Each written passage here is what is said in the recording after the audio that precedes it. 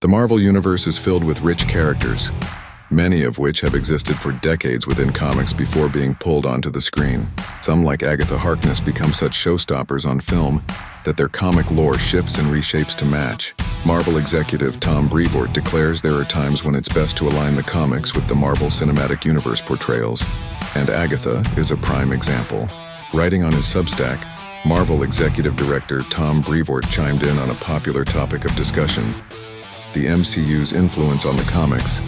Asked how he weighs standing his ground about character decisions against following popular trends generated by Marvel films and shows, Brevoort stated that sometimes it simply makes good sense to evolve with what fans want. Agatha Harkness serves as a current example, as Kathryn Hahn's MCU portrayal skyrocketed the character's popularity. That Agatha is what most people want more of, which means it is in the publisher's best interest to make the comic version more like her. According to Marvel's senior editor, comic characters like Agatha Harkness benefit from the MCU. Marvel Comics is rapidly approaching the 90th anniversary of its first comic, putting several decades of lore behind many of its characters. Some resonate with fans exactly as they are on the page, while others need fresh life breathed into them to reach new audiences. In some cases, like Agatha Harkness, the MCU does precisely that.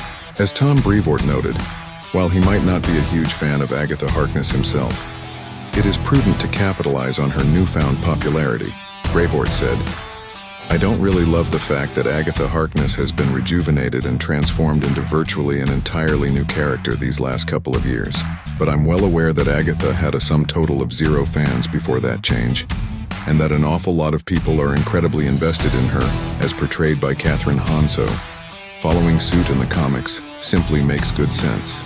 In other words, sticking solely to Agatha's comic roots, in the face of her on-screen success, would leave MCU fans with no clear path into the comics. Aligning Agatha with her MCU counterpart, both in appearance and attitude, leaves the door open for MCU fans to follow their fave onto the page's Midnight Suns, the ongoing Scarlet Witch title, and doubtlessly more to come.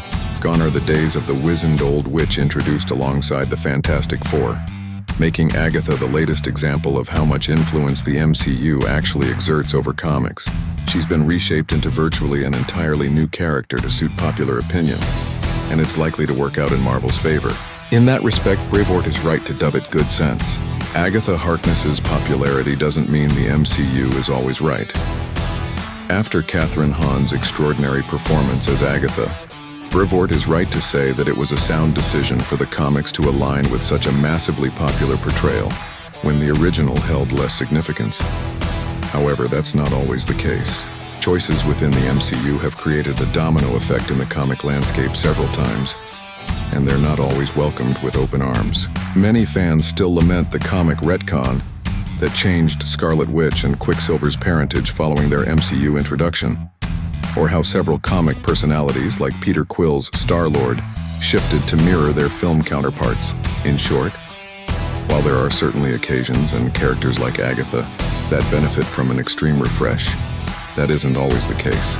It's not a one-size-fits-all rule, and altering comics to follow film can leave longtime fans feeling alienated and disappointed. In Agatha's case, the revamp is far more likely to usher in new comic readers and prompt existing fans to take a new look at a character they likely never spent much time thinking about.